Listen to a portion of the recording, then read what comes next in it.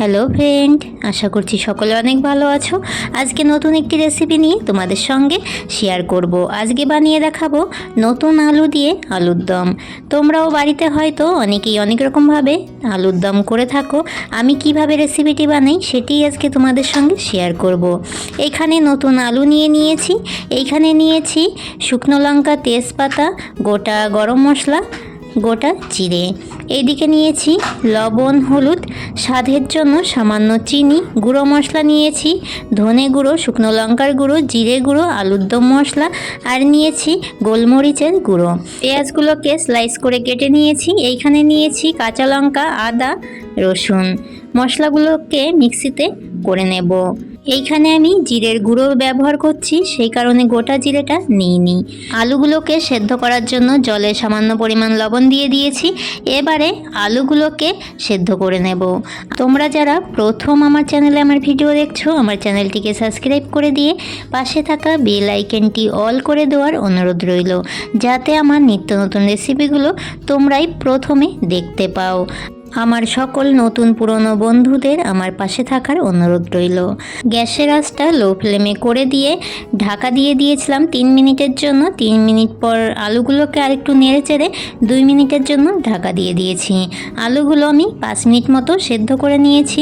একদম পুরো সেদ্ধ করিনি, প্রায় 70% মতো আলুগুলো সেদ্ধ হয়ে গেছে। আলুগুলোর উপরের খোসাটা ছাড়িয়ে নিয়েছি। আলুর দম রান্না করার জন্য কড়াইতে দিয়ে দিচ্ছি সর্ষের তেল। তেলটা ভালো করে গরম করে নিয়ে গ্যাসের আঁচটা লো ফ্লেমে করে দিয়ে ফোড়নে দিয়ে দিচ্ছি গোটা জিরে, শুকনো লঙ্কা, তেজপাতা, গোটা গরম মশলা। মশলাগুলোকে ভেজে নিয়ে এবারে দিয়ে দেব পেঁয়াজ কুচি। পেঁয়াজ কুচি হালকা ভেজে নেব।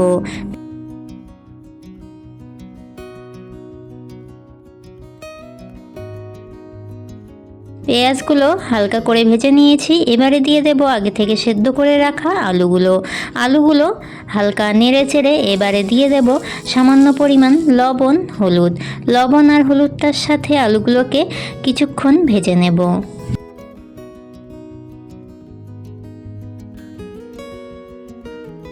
আলুগুলো দেওয়ার পর আলুগুলোকে 2 মিনিট মতো ভেজে নিয়েছি। এবারে দিয়ে দিচ্ছি আগে থেকে পেস্ট করে রাখা মশলাটা।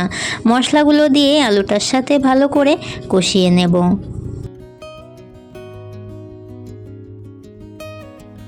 মশলাগুলো দিয়ে আলুটার সাথে 2 মিনিট মতো ভেজে নিয়েছি। এবারে দিয়ে দিচ্ছি গুঁড়ো মশলাগুলো। গুঁড়ো মশলা নিয়েছি ধনের গুঁড়ো, শুকনো লঙ্কার গুঁড়ো, জিরে গুঁড়ো, আলুর দম মশলা, আর নিয়েছি গোলমরিচের গুঁড়ো। স্বাদের জন্য দিয়ে দিচ্ছি সামান্য চিনি। এবারে ভালো করে মশলাগুলোকে একসাথে কষিয়ে নেব।